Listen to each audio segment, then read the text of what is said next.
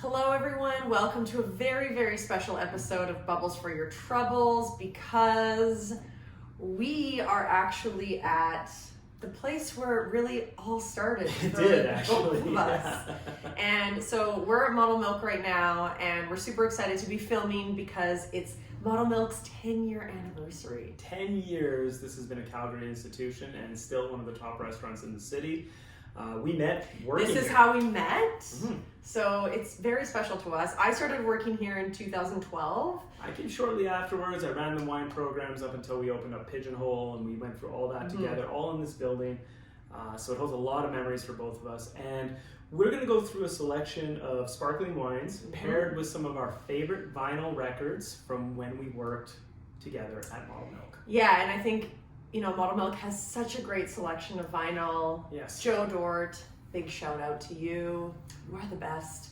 And we're going to be pairing each of our favorite bubblies with each of our favorite albums. Me specifically, I've chosen albums where I've actually been able to see the individuals in concert. Yes, I've gone with albums that to me speak to the sort of style of the wine. We're going to do a pet nat, something funky and a little more out there. We're going to do a rosé that's a little more mellow, a little more like a Sunday afternoon vibe. And of course, we're going to get into some classic champagne, with each of us coming up with our idea of a classic selection, whether it's classic rock, whether it's a classic track that we just love, a classic artist. So yeah, I think it's going to be interesting. You know, you can make your own decisions, but let's get to it, shall we? Let's get to it. Cheers. Happy anniversary. Happy anniversary, Model Milk. Okay. Number one. We're going to start off with this funky little pet nat from northern Italy, Marco Barba. This is a blend of traditional white varietals from the area, some known, some not, but primarily Garganega. So the grape of Soave. This is done in a pet nat style, so as you can see. Say Garganega 5 times in a row and see how you feel. Garganega, Garganega, Garganega, Garganega, Garganega. This is our weird and kind of like funky, eclectic selection. We're going to just get into this right now. Lana, let's see, what do you think?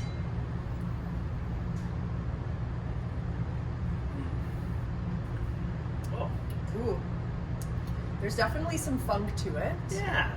I wouldn't say there's like anything like faulty or flawed. This is like orange peel, it's apple skin, it's more like the kind of like tart, like high tone fruits. It's giving a little zest to my life. I would actually replace this with coffee if I didn't drink coffee, but yeah, it's definitely bright. But could we do that? Because is it really high in booze? Is there a lot of alcohol in it? It's low alcohol. This is about in the 10.5, 11 range, I think.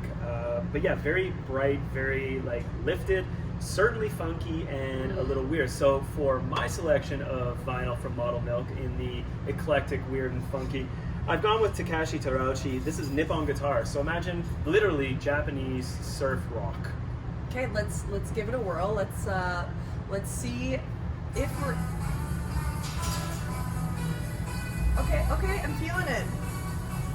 I can feel it with this pet nat. Yes, okay, so like it's not like for everybody, and that's pet nat. Not everybody's gonna love it. Some people are gonna love it, some people are gonna hate it. But I think this is extremely interesting stuff. Considering it was recorded like between 1966 and 74, it's got like a weird kind of like old school vibe, but I can't imagine why anybody in Japan was trying to emulate American guitar, surf guitar music in the 60s and 70s. It's absolutely ridiculous. I love it. Which is sometimes when I see some of the prices on pet nat, I also wonder to myself, why are they charging $50 a bottle for the leftovers that were about to go into the garbage? Well, and you know, it is a method ancestral, traditional kind of like thing. So yeah, you're gonna have that yeastiness, that breadiness on top of like really high tone. Like, I mean, come on, this music's great actually. It feels like something you would have in the sunshine. This feels like something you listen to. Yeah, you're right. I'm fully in my surf outfit. Yeah, it's good. It's good. Okay, great choice, Anna. Cool. Marco Barba, Love Japanese it. guitar rock. Lana, let's get to your selection. Right, just coming off the waves here. Round 2. It's been pretty choppy out on the ocean. Let's try and bring it down a notch. So I went in a little bit of a different direction, and all of the albums that I've chosen today, I wanted to make sure that I have seen all of these artists in the flesh. So for my choice, and this choice is dedicated to a great friend of mine, Miss Tanya Puka, who introduced me to the dark side, Nicholas Jar. And I thought this was such a great pairing because pet nat is weird, There's something really weird and moody about it. Not a lot of people know about it. Yeah. I don't think a lot of people know about Nicholas Jar. And so, you know, I like this. it's a little bit of a different vibe. But I mean, I don't know, Andrew, let me know your thoughts. It's not we're not going surfing. We're definitely like, It's a vibe. it is a vibe. It is definitely a vibe, and honestly, I think with pet nat in general, like comparing it to music, it's like you want it to be a vibe. You want it to be something very specific. Yeah. Because a lot of these guys can taste the same, but they all have like this one commonality, which is usually like cheesy, kind of like lazy contact, and super high acid, very bright, very fresh. So, Nothing cheesy about this album. Okay, number 2, we're moving into the realm of Lambrusco, which many of you know I'm quite not fond of. it is a Lana-free realm for the most part, but I'm determined to try and bring her over to the dark side. Lambrusco pun intended. But we're not going to go too dark this time. So, for our viewers out there, what is the difference between Lambrusco and Prosecco? Because also Prosecco. Huge differences. First of all, one is in Emilia-Romagna, one is in the BFYT, so 2 different areas geographically. So 2 different areas in Italy, that's what he said. Now, there are also completely different grape varietals. Primarily in Prosecco, you would find Glera. That's the dominant. There are some other secondary varietals that very few people use. Lambrusco is made with completely different grapes, all in the Lambrusco family. Lambrusco Mastral, Lambrusco Grasparosa, Solbara. There's a whack of different grapes there, and they're all red. So that's the other thing. Interesting. So if they're all red, how can we get this beautiful, pale, angel baby pink deliciousness? Very, very, very minor amounts of skin contact. So red wines, white wines, they all change color with contact of the skins of those grapes. Most of the juice that comes out of these varietals, whether it's Pinot Noir, Pinot Meunier, Chardonnay, the juice is white. All the color comes from skin contact. In this case, very, very, very small amounts of skin contact. And Solbara happens to be one of the grapes in Lambrusco with the very thinnest of skins, so not a lot of tannin, not a lot of color, very gentle, perfect for rosé. This is clearly why I actually don't like Lambrusco, because there's not a lot of skin contact, and that's not how I live my life, Andrew. I love skin contact. And there you go. So what'd you select?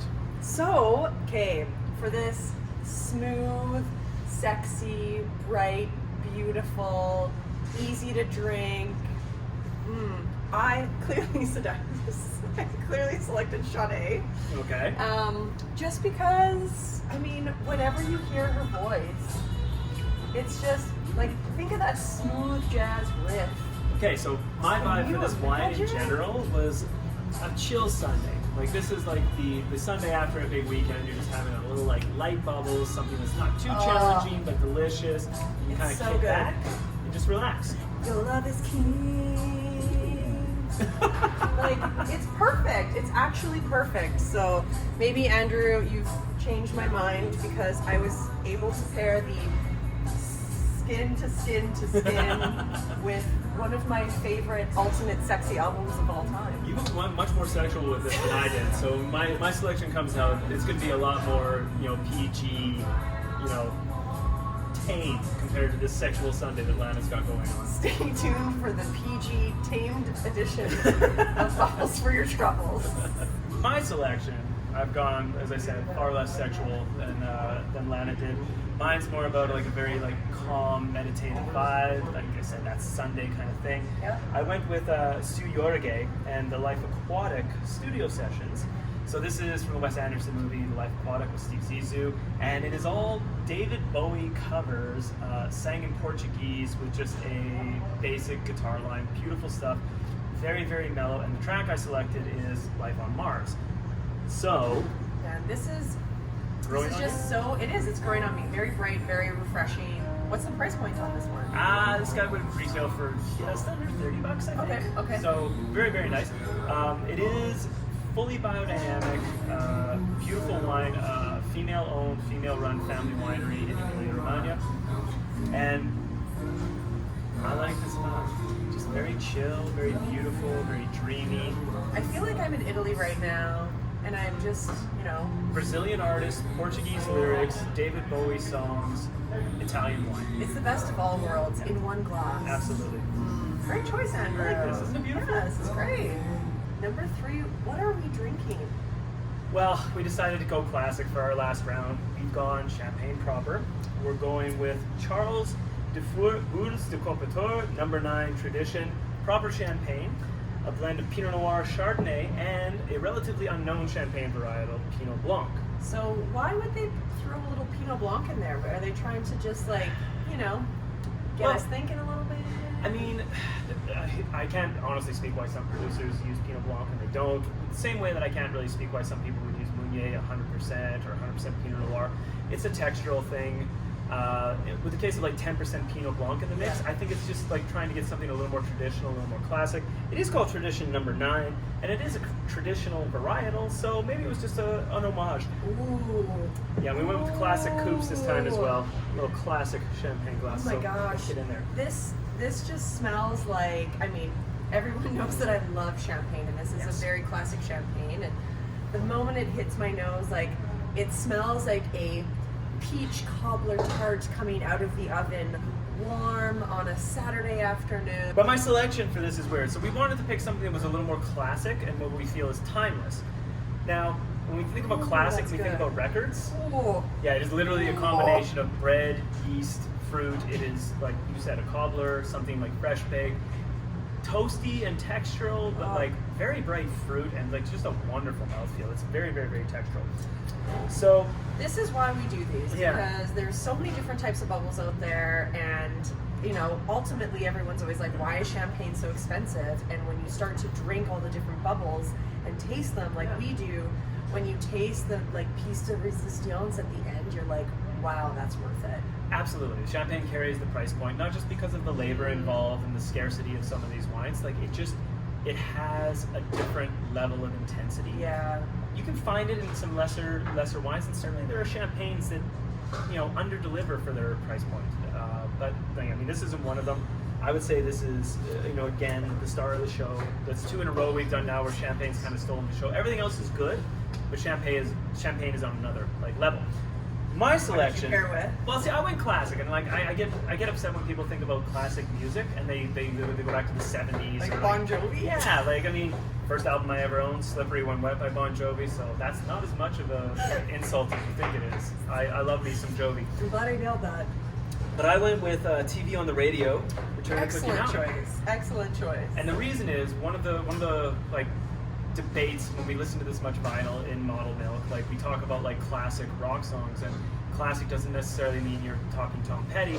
We were talking TV on the Radio. I went with Wolf Like Me, which I think, and we had this discussion, Justin and I and several employees, it might be one of the more classic rock and roll songs in the sense that it's just perfect. It's a great song. So here we go, Wolf Like Me, TV on the Radio.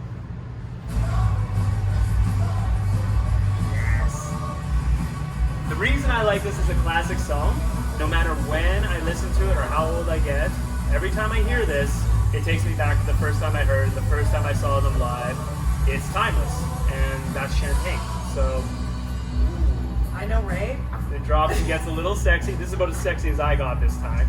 But I love this vibe, and I love the fact that we're talking about werewolves. We're talking about baby, I want you to be a werewolf too. So, let's do it. Last one. Last wine. But not least. Definitely not least. So I have chosen to pair this classic crisp champagne with a classic crisp song that is near and dear to my heart. If you know Lana even a little bit, you know that her obsession with both this artist and this song are beyond compare. To say that it's classic would be an understatement, I think. Yeah, it's more of it's not even classic. It's literally one of the best songs, performers, artists of all time. Yes. I'm not even speaking for Lana. I agree with this statement completely, so I love her selection she's made. Lana? All right, Maestro, shall we just enjoy this classic champagne? This is not the song. Yeah, it is. This is Purple Rain. This is Purple Rain? Yes! Okay, there it is. I hear it now. I thought we were going to start a little further in. This is all we need. I never meant to cause you any sorrow.